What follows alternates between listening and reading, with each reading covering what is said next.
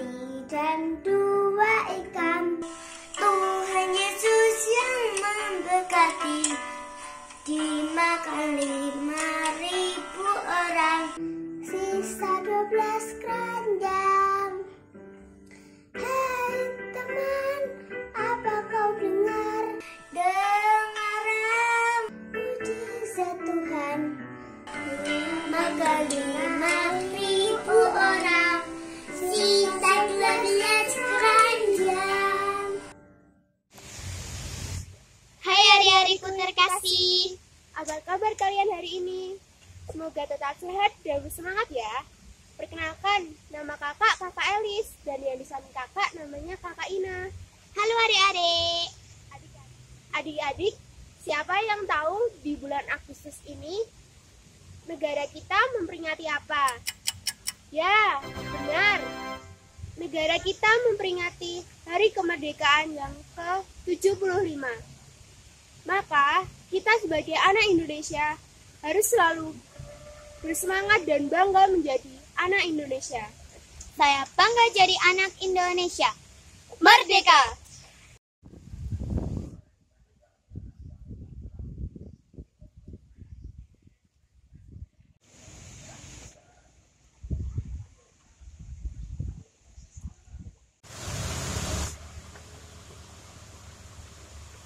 Elis, kita sedang ada di mana sih?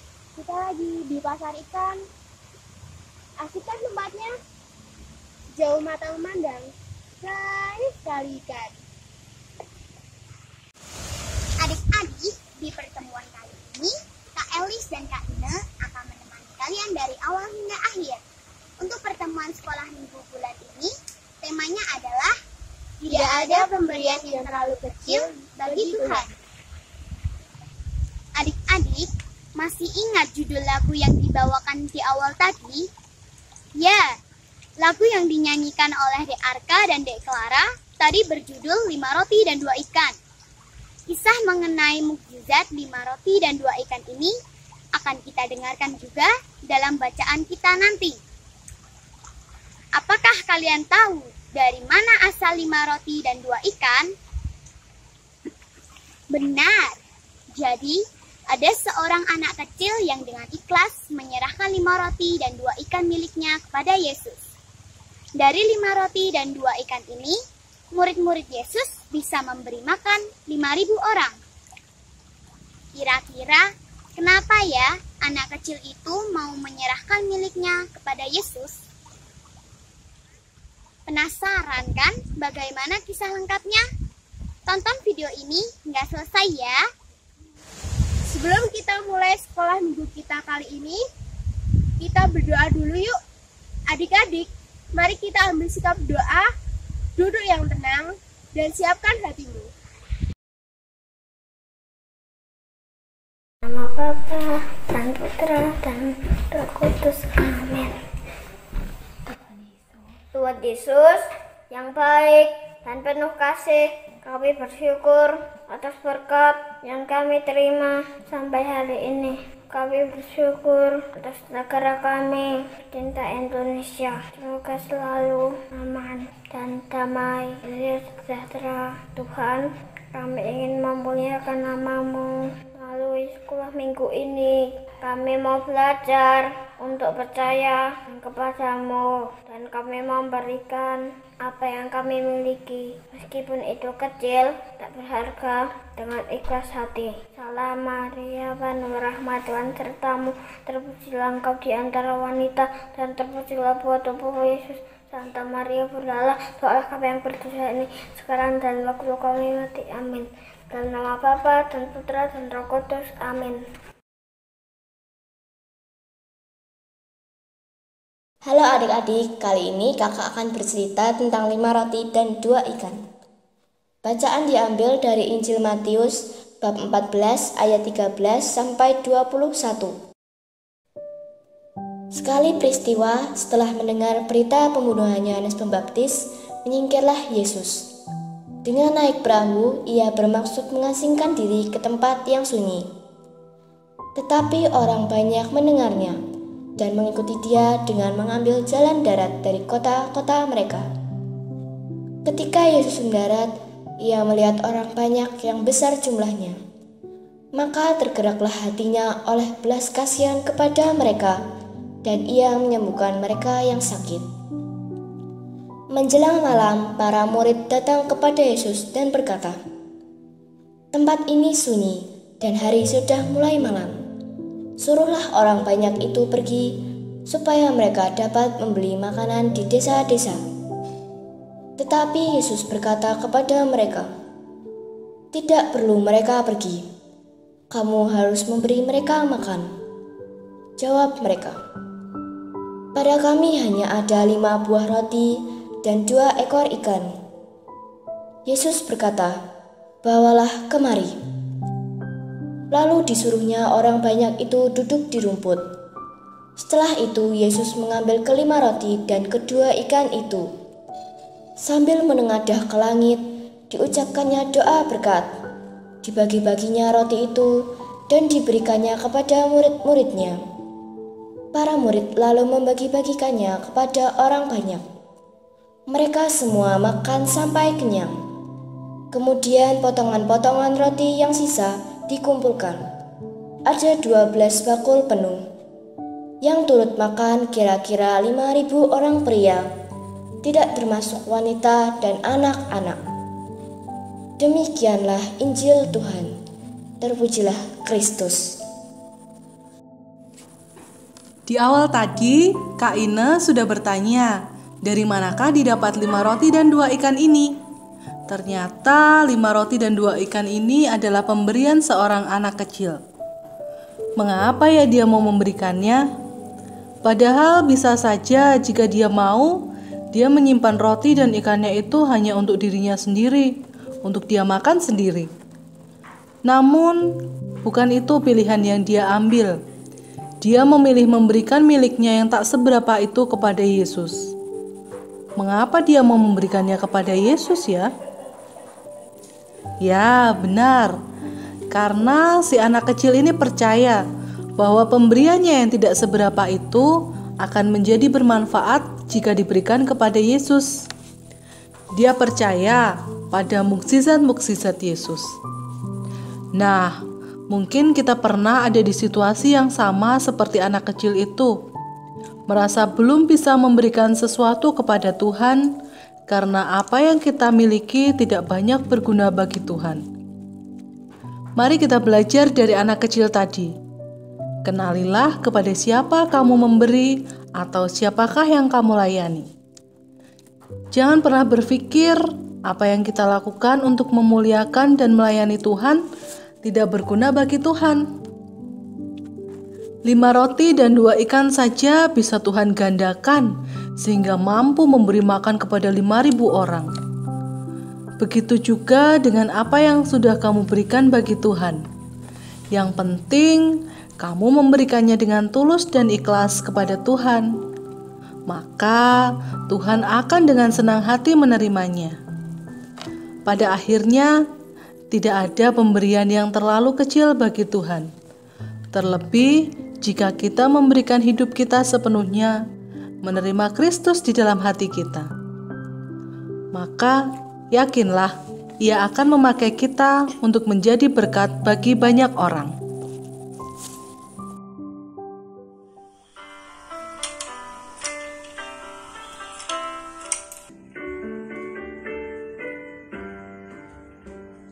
Lima roti dan 2 ikan, Tuhan Yesus yang memberkati.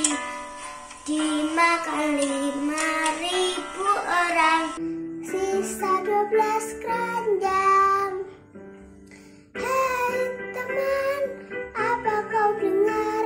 Dengarlah mujizat Tuhan. Dimakan 5.000 orang, sisa 12 keranjang. Halo Kak Ina. Hai, sini. Wah, Kak Ina punya roti, kelihatannya enak. Boleh dong? Boleh Kak, ambil aja.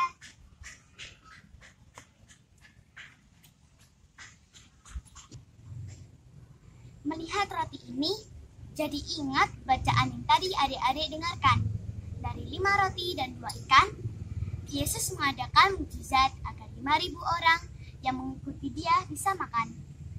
Dan tersisa 12 keranjang. Melalui cerita ini, Tuhan ingin kita semua percaya pada mukjizat yang Tuhan Yesus lakukan dan kita diajak untuk selalu mau berbagi ataupun memberi dengan tulus hati dan ikhlas. Bagaimana menurutmu, Kak? Betul banget, Kak. Adik-adik harus selalu percaya bahwa sekecil apapun pemberian kita pasti menjadi berkat bagi yang menerima. Asalkan dilakukan dengan rela hati dan ikhlas. Ina, bulan depan kan udah bulan kitab suci. Nah, dalam rangka merayakan bulan kitab suci, tim Pia akan mengadakan lomba kitab suci untuk adik-adik Pia. Wah, asik! Wah, keren, Kak. Kak, ajarin aku dong bagaimana cara membaca kitab suci seperti kakak-kakak yang ada di gereja itu. Boleh. Tapi Kak Putri yang akan membantu kita belajar cara membaca kitab suci yang baik dan benar. Yuk adik-adik, simak tayangan setelah ini ya. Halo adik-adik, perkenalkan nama kakak Putri. Hari ini kakak mau memperlihatkan kepada kalian bagaimana cara membaca kitab suci yang benar, seperti yang biasa dilakukan para lektor ketika membacakan bacaan kitab suci di gereja. Bagaimana? Adik-adik mau belajar dengan Kak Putri? Oke, yuk kita belajar bersama. Hal-hal yang harus adik-adik perhatikan ketika akan membaca kitab suci adalah yang pertama, pahami isi dan maksud bacaan. Hal ini bisa adik-adik lakukan dengan membaca secara perlahan, kata per kata, sampai kamu dapat menangkap jalan cerita dari bacaan yang ada. Yang kedua, kamu bisa memberi tanda tertentu pada sekelompok kata. Misalnya, tanda garis miring. Pengelompokan kata ini bertujuan sebagai patokan kamu untuk mengatur nafas sebelum melanjutkan membaca lagi. Dan kamu juga tahu kapan kamu harus berhenti membaca untuk memberi jeda. Yang ketiga adalah baca dengan artikulasi yang jelas dan baca secara perlahan. Yang keempat, perhatikan intonasi ketika membaca bacaan. Misalnya, ketika akan membaca kalimat dialog, berikan intonasi yang berbeda sesuai dengan isi bacaan. Yang kelima, yang terakhir, sering-seringlah berlatih. Adik-adik bisa berlatih di depan cermin atau minta bantuan ayah bunda untuk merekammu, sehingga kamu bisa melihat ulang hasil latihanmu. Sekarang, kakak akan memberi contoh cara membaca kitab suci ya. Bacaan diambil dari Injil Lukas, bab 8, ayat 19 sampai 21. Ibu dan saudara-saudara Yesus datang kepadanya, tetapi mereka tidak dapat mencapai dia karena orang banyak. Orang memberitahukan kepadanya, ibumu dan saudara-saudaramu ada di luar dan ingin bertemu dengan engkau. Tetapi ia menjawab mereka, ibuku dan saudara-saudaraku ialah mereka yang mendengarkan firman Allah dan melakukannya. Demikianlah Injil Tuhan. Terpujilah Kristus. Gimana adik-adik? Mudah bukan? Yang terpenting adik-adik harus berani dan percaya diri. Sering-seringlah berlatih, kakak yakin adik-adik pasti berhasil. Sekian dulu kegiatan belajar bersama kakak. Semoga bermanfaat. Sampai jumpa lagi, berkah dalam. Bagaimana adik-adik? Kalian pasti sudah mengerti kan bagaimana cara membaca kitab suci dengan baik dan benar.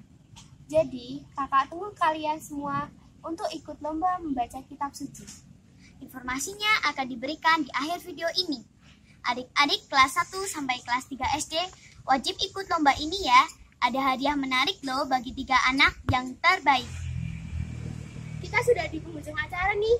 Terima kasih atas kebersamaan adik-adik dalam sekolah minggu pada bulan Agustus ini. Semoga apa yang kakak-kakak sajikan dapat bermanfaat dan adik-adik tambah bersemangat lagi. Saatnya Kak Elis dan saya untuk berpamitan. Sampai jumpa lagi ya di sekolah minggu edisi bulan September. Oh ya, Ayah, Bunda, informasi terkait lomba akan kami tayangkan setelah doa penutup. Mari adik-adik kita duduk yang baik, siapkan hati, kita akan berdoa bersama. Dalam nama Bapa, dalam nama Putra, dan dalam Roh Kudus. Amin, amin, amin. Tuhan Yesus yang baik, terima kasih karena Engkau selalu hadir untuk kami melalui kegiatan sekolah minggu ini. Buat kami selalu percaya pada mukjizat yang Kau buat dan ajarkan kami agar kami selalu bisa berbagi dengan teman-teman kami dengan ikhlas. Lindungi aku dan keluargaku. Ya Tuhan, Salam Maria, penuh rahmat dan sertamu, terpujilah Engkau di antara wanita dan terpujilah buah tubuhmu, Yesus. Santa Maria, Bunda Allah, doakanlah kami ya berdosa ini sekarang dan waktu kami mati. Amin. Dalam nama Bapa, dalam nama Putra, dan dalam Roh Kudus. Amin, amin, amin. Lomba membaca kitab suci dalam rangka perayaan bulan kitab suci tahun 2020. Kategori umur peserta lomba kelas 1 sampai kelas 3 SD. Materi bacaan yang akan dilombakan diambil dari Lukas bab 8 ayat 19 sampai 21. Ketentuan lomba. 1. Siap anak mengirimkan video membaca kitab suci dengan materi yang sudah ditentukan. 2. Teknis video. Video direkam dalam posisi landscape atau mendatar, menghadap ke anak, dan pastikan suara anak terdengar dengan jelas. 3. Posisi anak bisa duduk atau berdiri sambil membawa kitab suci. 4. Pengiriman video dengan mencantumkan informasi terkait nama anak, kelas, dan lingkungan. 5. Pengiriman bisa melalui WhatsApp atau melalui IG. Bisa menghubungi Bunda Rosi dengan nomor 0857 2682 4676 dan Bunda Puput dengan nomor 0895 0455 1803 atau melalui IG dengan menandai IG Pia @piapirmedari. Beri keterangan nama, kelas, dan lingkungan di kolom caption dan beri 2 hashtag. Yang pertama, hashtag lomba baca kitab suci Pia, dan yang kedua, hashtag Piapir ST Yosep Medari. Video ditunggu paling lambat minggu kedua bulan September, 13 September 2020. Dan 3 terbaik akan diumumkan dalam video sekolah minggu bulan September yang akan tayang di minggu ketiga bulan September.